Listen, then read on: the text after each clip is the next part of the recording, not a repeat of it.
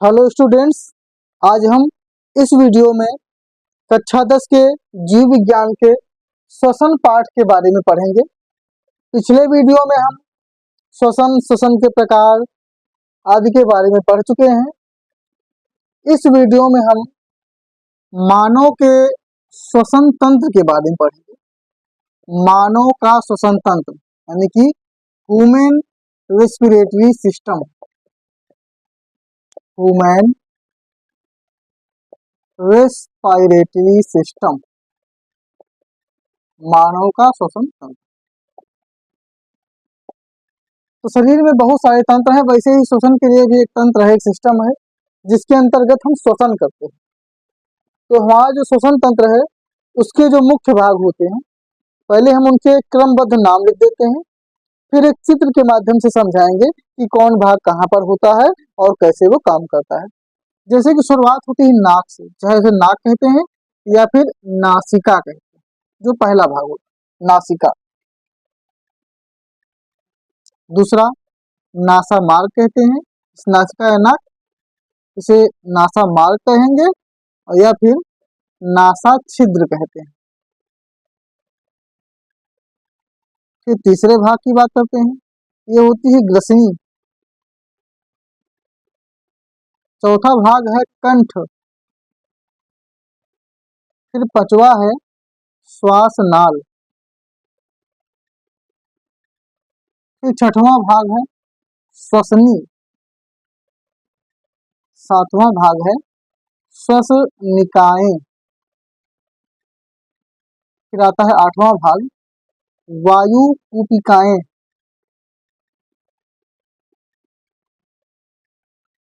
तो इससे पहले हमने बाह्य श्वसन और अंतः श्वसन की बात की थी। तो यहाँ तक में बाह्य श्वसन हो जाता है, लेकिन अंतः श्वसन के लिए फिर रक्त आगे बढ़ता है। इसके लिए फिर आगे रक्त जाता है ब्लड में और ब्लड से जाता है सेल में। तो अभी हम इन 8 भागों के बारे में पढ़ेंगे। पहला नासिका या नाक। तो हमारे चेहरे पर जानते हैं मुंह के ऊपर ये नाक है जिसको नासिका कहते हैं। ये उभरी हुई एक संरचना है। अब इस नाक के अंदर 2 छिद्र दिख रहे हैं, इन्हीं को नासा मार्ग या नासा छिद्र कहते हैं। तो जो नासा मार्ग है इसके अंदर छोटे छोटे बाल होते हैं जो कि वायु के कणों को रोकते हैं। तो जब वायु जाती है ये छननी का काम करते हैं ताकि जो अशुद्ध कण है वो अंदर ना जा सके।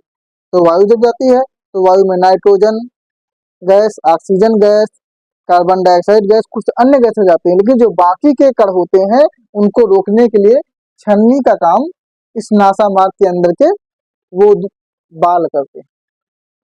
तो वायु नासिका से नासा मार्ग में पहुंची। अब नासा मार्ग के बाद पीछे जाएगी ग्रसनी में। इससे पिछले पाठ में पढ़ चुके हैं ग्रसनी। तो हमारे मुंह का रास्ता और नाक का रास्ता दोनों पीछे जाके ग्रसनी में ही खुलते हैं। तो तीसरा भाग यहाँ भी ग्रसनी है। इससे पहले जब पाचन तंत्र पढ़े थे तो वहां भी तीसरा भाग ग्रसनी ही था। अब जब ग्रसनी में पहुंचेगा तो ग्रसनी में पहुंचने के बाद बताया था कि ग्रसनी के 2 दरवाजे खुले होते हैं। एक आगे की ओर दरवाजा खुला होता है जो कि फेफड़ों की ओर जाता है, और जो पीछे का दरवाजा होता है वो आहार नाल के ओर जाता है, यानी कि पेट की ओर जाता है। तो 9 भाग फेफड़े होते हैं, फेफड़े लिखना भूल गए थे। तो जब ग्रसनी से वायु आगे बढ़ती है तो ये श्वास नाल की ओर जाती है, और जबकि खाना आहार नाल की ओर जाता है। अब ये कैसे होता है चित्र में दिखाएंगे। फिर ग्रसनी के बाद आता है कंठ। अब जब कंठ से वायु क्रॉस करेगी तो पहुंचेगी श्वास नाल में। अब श्वास नाल नीचे की ओर होता है और श्वास नाल में 2 श्वसनी निकलती हैं और दोनों श्वसनियों से फेफड़े जुड़े होते हैं। तो श्वसनी से अनेक पतली पतली श्वसनिकाएं होती हैं और श्वसनिकाओं पे छोटी छोटी वायु कूपिकाएं होती हैं जिनमें हवा भर जाती है, और ये जो श्वसनिकाएं वायु कूपिकाएं हैं ये सब इसी फेफड़े के अंतर्गत ही आती है। तो ये भाग के नाम याद कर लीजिए, बाकी अभी चित्र में दिखाते। तो इस प्रकार से ऑक्सीजन जाती है, फेफड़ों तक पहुंच जाती है ऑक्सीजन, और बदले में रक्त से आया हुआ जो कार्बन डाइऑक्साइड गैस है वो इसी रास्ते से वापस निकल जाता है। तो ऑक्सीजन आती है तो होता है क्या, निःश्वसन, जब कार्बन डाइऑक्साइड बाहर निकलती है तो होता है निःश्वसन। तो ये मानव के श्वसन तंत्र के अंग हैं। अब इसको हम चित्र के माध्यम से जब देखेंगे तो ज्यादा क्लियरिटी में समझ में आएंगे। तो इसका चित्र बनाते हैं। मानव का श्वसन तंत्र। तो शुरुआत होती है नाक से, जैसे चेहरा बनाते हैं, ये नाक है, फिर यहाँ पे मुंह, आंख, काम चलो चेहरा बना देते हैं, ज्यादा बनाने में समय लगेगा। अब ऐसे चेहरा है। अब हमने क्या बताया कि जो नाक का रास्ता होता है, जो नासा मार्ग होता है, और जो मुंह का रास्ता है, दोनों पीछे जाकर एक ही जगह खुलते हैं, जिसे ग्रसनी कहते हैं। तो ये एरिया ग्रसनी है। और उसके बाद फिर यहाँ पे कंठ होता है, एक रास्ता ये है। ये जो रास्ता है पेट की ओर गया, इससे मतलब नहीं है। अभी आगे वाला रास्ता, तो ये है श्वास नाल। अब श्वास नाल आगे जाकर दो भाग में बढ़ जाती है, इनको कहते हैं श्वसनी।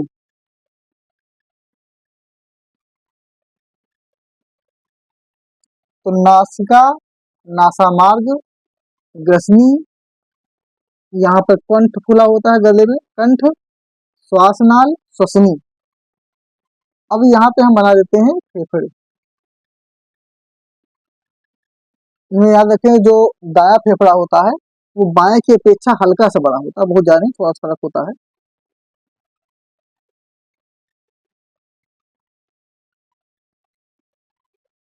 तो इस वाले को हल्का सा बड़ा दिखाएंगे। ये चित्र हो गया। अब इसके नीचे तंतुपट या डायफ्राम होता है, इसका भी एक महत्वपूर्ण रोल होता है। यहीं पे इनके मध्य में हृदय होता है, जो हल्के बाईं ओर रहता है। ये हृदय हो गया। अब जो श्वसनी है, श्वसनी से बहुत सारी पतली पतली ऐसे ऐसे श्वसनिकाएं निकलती हैं। अब इन श्वसनिकाओं पे वायु कूपिकाएं होती हैं, जो अंगूर के गुच्छे की तरह लगी होती है, छोटी छोटी वायु कूपिकाएं। यहाँ भी श्वसनिकाएं।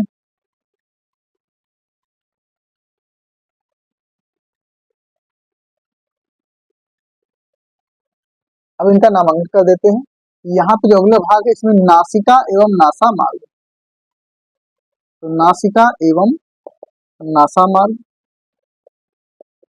यानी कि नाक हो गई, और नाक के फिर दो जो होल है वो नासा मार्ग। अब इसके बाद ये वायु जाएगी पीछे, इस रास्ते से होल से पहुंच के पिछले भाग पहुंचेगी, इसको कहते हैं ग्रसनी। अब ग्रसनी में वायु जाएगी, और जब हम खाना खाते हैं तो जो भोजन है वो भी मुख, ये मुख गुहा, फिर पहुंचता है ग्रसनी। अब यहाँ पहुंचने के बाद, अब यहाँ पे हमने दिखाया ये है कंठ, जिसको कहते हैं स्वर यंत्र। यानी जो हम बोल रहे हैं, हमारी जो आवाज निकल रही है, वो इसी स्वर यंत्र के कारण ही निकल रही है। जब कंठ खराब हो जाता है तो हम गूंगे हो जाते हैं। और ये जो नली है, ये है श्वास नाल। तो सांस की जो नाल होती है यही होती है, बाकी जो पिछली है ये आहार नाल को जाएगी। अब यहाँ पे जो दो पार्ट, एक इधर आया है बाएं तरफ, एक दाएं तरफ, इनको कहते हैं श्वसनी। तो लिख देते हैं नाम कहीं पर, कहाँ पर जगह है, ये यहाँ से उठा लेते हैं, इसको ऐसे उठा के ये नाम, ये हो गई श्वसनी, जो कि दो है। अब इनके अंदर जो पतली पतली हैं, ये श्वसनिकाएं हैं, श्वसनिकाएं। और जो गोले हैं, ये वायु कूपिकाएं हैं, वायु कूपिकाएं। और जो संरचना है, ये होते हैं फेफड़े, यानी कि ये बाया फेफड़ा, दाया फेफड़ा, तो फेफड़े। हाँ, यहाँ पे एक ढक्कन होता है यहीं पर, इस संरचना से ही दिखाते हैं इसे पतला करके। तो एक ढक्कन है, इस ढक्कन का नाम है एपीग्लॉटिस। एपीग्लॉटिस। अब पहले एक बार सभी भागों के नाम देख लेते हैं, उसके बाद फिर क्रिया देखते हैं कि सबसे पहले नाक, नाक के अंदर दो होल जिन्हें कहेंगे नासा मार्ग। अब वायु नाक से नासा मार्ग में पहुंची, नासा मार्ग से फिर पहुंची पीछे ग्रसनी में, जो पीछे का एरिया होता है। अब जब ग्रसनी में पहुंची और यहाँ से हम खाना खाते हैं मुख से, मुख गुहा वो भी पहुंचा ग्रसनी में। अब खाना है पानी, पर अब ऐसा क्या सिस्टम है कि शरीर में खाना पानी तो इस नाल से चला जाता है पेट को, और जो ऑक्सीजन है मतलब जो वायु है वो चली जाती है फेफड़े को, क्योंकि वही रास्ता है। तो खाना पानी इधर क्यों नहीं जाता है? देखिए यहाँ पर बात ये है कि एक एपिग्लॉटिस नाम का ढक्कन है, एपिग्लॉटिस, जो ऑटोमेटिक काम करता है। तो ये मस्तिष्क के नियंत्रण में होता है, यानी मस्तिष्क जो हम खा रहे हैं, पी रहे हैं या सांस ले रहे हैं, मस्तिष्क को तो पता ही हम क्या कर रहे हैं। जब हम खाना खाते हैं, पानी पीते हैं, तो मस्तिष्क तुरंत एपिग्लॉटिस को बता देता है कि खाना पानी आ रहा है, तो एपिग्लॉटिस इधर बंद हो जाता है, तो रास्ता इधर खुला, खाना पानी इधर चला गया पेट में। जब हम सांस लेते हैं, वायु अंदर जाती है, तो मस्तिष्क तुरंत एपिग्लॉटिस सूचना देता है कि वायु आ रही है, तो क्या करता है, ये ढक्कन यहाँ से हट के इधर लग गया। जब इधर को ढक्कन लग गया तो इधर का रास्ता बंद, अब वायु इधर चली गई। तो यही सिस्टम यहाँ पे चलता रहता है, लेकिन ये काम होता है मस्तिष्क का। अभी चल के हम जब 5वां पाठ पढ़ेंगे नियंत्रण एवं समन्वयन, तो वहां पर बताएंगे कि तंत्रिका तंत्र में मस्तिष्क किस तरह से कार्य करता है। तो मस्तिष्क के साथ तंत्रिका तंत्र का जो केंद्रीय तंत्रिका तंत्र है, उसमें एक भाग और होता है, इसे कहते हैं मेरुरज्जु या सुषुम्ना। तो मस्तिष्क की जगह पे सुषुम्ना कार्य करता है। वो तब करता है जब हमारा मस्तिष्क कहीं पर व्यस्त होता है, जैसे कि हम कहीं सोच में डूबे हुए हैं, अब उस टाइम हमारा मस्तिष्क कहीं और व्यस्त है, और अचानक शरीर में कोई क्रिया हुई, अचानक हमने कुछ देख लिया, कुछ भी हो गया, तो उस टाइम मस्तिष्क तो कहीं और बिजी है, तो उस टाइम मस्तिष्क का कार्यभार सुषुम्ना संभालती है। लेकिन जो योग्यता मस्तिष्क के अंदर होती है वो सुषुम्ना के अंदर नहीं होती है, इसीलिए काम गड़बड़ हो जाता है, यानी कि हम डर जाते हैं, घबरा जाते हैं। ऐसा तब होता है जब सुषुम्ना एक्टिव होती है, ना कि मस्तिष्क एक्टिव होता है। तो वैसे यहाँ पे बात कर रहे हैं कि अब इसे खाना पानी आ रहा है, तो एपिग्लॉटिस ढक्कन जो है मस्तिष्क के अनुसार कार्य कर रहा है। लेकिन कभी कभी हमको हिचकी आती है, उसका रीजन क्या है कि कभी कभी अचानक क्या हुआ कि मस्तिष्क हमारा कहीं और किसी ख्याल में डूबा हुआ है, और हमने कुछ खाया पिया। अब खाते पीते समय क्या हुआ कि मस्तिष्क कहीं और बिजी था, और उसका कार्य संभाले कौन है, सुषुम्ना।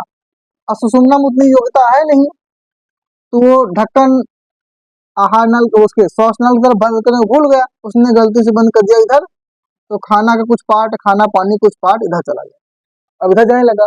अगर फेफड़े में खाना पहुंच गया तो फिर मौत पक्की है। तो यहाँ पे जैसे इधर जाने लगा, तुरंत फेफड़ा इसका विरोध करेगा। तो फेफड़ा क्या होगा, फेफड़ा का जो सिस्टम है इस खाना पानी को वापस ढकेलेगा, तो भी हमें आती है हिचकी। यानी कि लोग कहते हैं कि हिचकी तब आती है जब कोई याद करता है, बट वास्तविकता क्या है, हिचकी तब आती है जब हमारा दिमाग किसी को याद करता है, यानी हमारा दिमाग कहीं याद में खोया हुआ है, उस टाइम दिमाग एक्टिव नहीं है, तो तभी जो खाना पानी होता है वो गलती से श्वासनाल को भागने लगता है, और तभी हिचकी आती है। तो ये सिस्टम होता है। तो वायु क्या है, ग्रसनी से जब आगे जाती है कंठ, अब कंठ से होकर जाती है, जो दिख रहा है यहाँ पे कंठ होता है, जिससे हमारी आवाज निकल रही है, स्वरयंत्र है। यहाँ पर हम जब दबाते हैं तो हमारी आवाज बदल जाती है, वाइब्रेट होने लगती है, क्योंकि यहीं पे स्वरयंत्र है। अब इसके बाद यहाँ से वायु आगे बढ़ी तो श्वास नाल है, श्वास नाल के बाद दो श्वसनियां हैं, श्वसनियों में जाएगी। श्वसनियों के बाद जो पतली पतली श्वसनिकाएं हैं इनमें वायु जाएगी। उसके बाद जो गुब्बारों की तरह वायु कूपिकाएं हैं इनमें वायु जाएगी, और इनमें जाके वायु भर जाती है। जब वायु गुब्बारों में भर जाती है तो हमारे फेफड़े फेफड़े जो है फूल जाते हैं, तो यहाँ पे ऑक्सीजन पहुंची। अब इन फेफड़ों के अंदर कार्बन डाइऑक्साइड गैस उपस्थित है, और जब कार्बन डाइऑक्साइड गैस वापस इसी वायु कूपिका से श्वसनिया, श्वसनिया से श्वसनी, उसके बाद फिर श्वासनाल, फिर कंठ, फिर ग्रसनी, फिर नाक, और फिर मुंह से भी निकलती रहती है, हम मुंह से भी हवा निकालते हैं।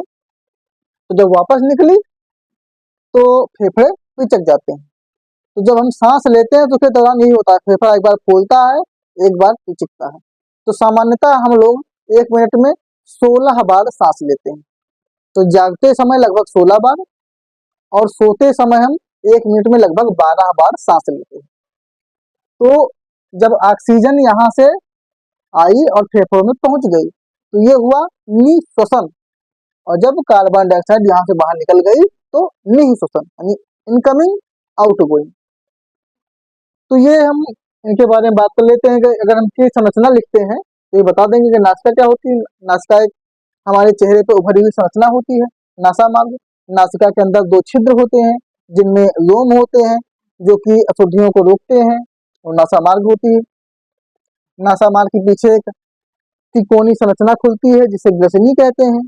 ग्रसनी से 2 रास्ते निकलते हैं, एक रास्ता जाता है श्वासनाल की ओर, एक जाता है ग्रासनाल की ओर। फिर एक श्वासनाल के पास एक स्वरयंत्र होता है जिसे कंठ कहते हैं, इसी कारण हमारे मुख से आवाज निकलती है। फिर नीचे बताएंगे कि जो श्वासनाल है, एक नलिका होती है जो फेफड़ों की ओर जाती है, इस नलिका को श्वासनाल कहते हैं। फिर श्वासनाल नीचे जाकर 2 पतली नलिकाओं में बढ़ जाती है, इन पतली नलिकाओं को श्वसनी कहते हैं। फिर श्वसनिकाओं से और पतली पतली बहुत सारी नलिका निकल कर श्वसनिकाएं नहीं तो श्वसनी है, श्वसनी से पतली पतली नलिकाएं जब निकलती हैं उनको श्वसनिकाएं कहते हैं। श्वसनिकाओं पर छोटे छोटे थैलियां होती हैं जिनको वायु कूपिकाएं कहते हैं, और इन्हीं में हवा भर जाती है, और ये इस फेफड़े के अंदर है। फेफड़ों को हिंदी में कहते हैं फुफ्फुस, अंग्रेजी में कहते हैं लंग्स। ये फेफड़े हैं। फेफड़े में जो दो दिख रहे हैं, इनमें से जो राइट फेफड़ा है दायां वाला, ये बाएं की अपेक्षा हल्का सा बड़ा होता है। और बड़ा इसलिए होता है क्योंकि बाएं तरफ हल्का बाएं तरफ यहाँ पे हृदय होता है, तो हृदय को स्थान देने के लिए जो बायां फेफड़ा होता है हल्का सा छोटा होता है। फेफड़ों की संख्या 2 होती है, इनका रंग गुलाबी होता है। ये मांसल अंग है यानी मांस से बने हैं, फेफड़ों में हड्डी नहीं होती है। और इसके नीचे जो दिख रहा है ये, इसको कहते हैं तंतुपट या डायाफ्राम। ये बहुत ही महत्वपूर्ण भूमिका निभाता है श्वसन में। यानी जब हम सांस लेते हैं, ऑक्सीजन यहाँ पे आती है, फेफड़े फूल जाते हैं, जब पिचकते हैं तो कार्बन डाइऑक्साइड ऊपर जाती है, तो ऊपर जब जाती है तो जो तंतुपट या डायाफ्राम होता है धक्का देता है, प्रेशर मारता है, तब जाके कार्बन डाइऑक्साइड ऊपर जाती है। तो जो डायाफ्राम है, इसी के नीचे यहाँ पे पेट यानी कि अमाशय होता है। तो जो डायाफ्राम होता है ये एक प्रकार से, जैसे हमारा यहाँ पे सीना है, यहाँ पे पेट है, तो इसके बीच में एक बैरियर है, एक अवरोधक है जिसको बोलते हैं डायाफ्राम, जो सीना और पेट को अलग करता है। तो इसी डायाफ्राम के नीचे पेट होता है, ऊपर फेफड़े होते हैं, फेफड़े सीने के पास होते हैं। तो ये मनुष्य का श्वसन तंत्र है। तो इसका चित्र क्लियर हो गया होगा। प्रश्न में मतलब कि पेपर में अलग से सिर्फ फेफड़ों के बारे में आता है। अगर सिर्फ फेफड़ों के बारे में आता है तो इस सबको बनाने की जरूरत नहीं है, डायरेक्टली हम यहाँ से बना के दिखा देंगे। लेकिन अगर पूरा श्वसन तंत्र आता है तो पूरी बात बताने की जरूरत होती है। तो ये तो श्वसन तंत्र हो गया। अब इसमें होता क्या है, श्वसन किस तरह से होता है हमने पहले भी बताया है। तो श्वसन में एक होता है बाह्य श्वसन, जो कि यहाँ पे दिख रहा है कि ऑक्सीजन आती है, कार्बन डाइऑक्साइड जाती है, यानी कि गैसीय विनिमय होता है, बाह्य श्वसन होता है। फिर अंतः श्वसन के लिए, अब यहाँ पे जैसे कार्बन डाइऑक्साइड गैस, तो जो कार्बन डाइऑक्साइड गैस इसके अंदर है वो आई कहाँ से, रक्त से, क्योंकि रक्त शुद्ध होने के लिए फेफड़ों में आता है। तो रक्त जब आता है तो कार्बन डाइऑक्साइड गैस को लेकर आता है और बदले में ऑक्सीजन को लेकर जाता है। ये काम होता है, ऑक्सीजन ले गया तो रक्त शुद्ध हो गया, जब रक्त गया तो ऑक्सीजन को लेकर गया। अब ये जो रक्त है जाके पहुंचेगा कहाँ, कोशिका में, क्योंकि शरीर में सब चीजें कोशिका है, और कोशिका के अंदर होती है माइटोकांड्रिया, और उसी माइटोकांड्रिया के अंदर ऊर्जा का निर्माण होता है। तो जब हम श्वसन करते हैं तो श्वसन में जो ग्लूकोज हम खाते हैं, क्योंकि हम जो खाना खाते हैं कार्बोहाइड्रेट होता है, विशेष रूप से ग्लूकोज होता है, क्योंकि पौधे प्रकाश संश्लेषण क्रिया द्वारा ग्लूकोज का निर्माण करते हैं। तो पौधे ग्लूकोज बनाते हैं, हम लोग ग्लूकोज बिगाड़ते हैं, तोड़ डालते हैं अपने अंदर। तो ग्लूकोज जो हमारे अंदर जाता है तो ग्लूकोज का दहन होता है। दहन एक प्रक्रिया होती है जलना। कभी कभी क्वेश्चन भी आता है कि श्वसन और दहन में अंतर बताइए। श्वसन तो जानते ही हैं, गैसीय विनिमय प्लस ऊर्जा का निर्माण, ये श्वसन है। और दहन क्या है, जब हम भोजन को खाते हैं तो भोजन जलता है, जलने मतलब आग नहीं लगती है, लेकिन वो जल जाता है ताकि उससे ऊष्मा निकलती है। तो जब भोजन यानी कि ग्लूकोज का दहन होता है, ग्लूकोज जलता है, ऊष्मा निकलती है, उसी प्रक्रिया को दहन कहते हैं। तो इस प्रकार से श्वसन तंत्र समाप्त होता है। अब इसके बाद हम अगले वीडियो में मानव में श्वसन की प्रक्रिया और 38 एटीपी ऊर्जा का निर्माण के बारे में पढ़ेंगे कि कैसे होता है। तो ये वीडियो यहीं पे समाप्त करते हैं, अगले वीडियो में अगला टॉपिक।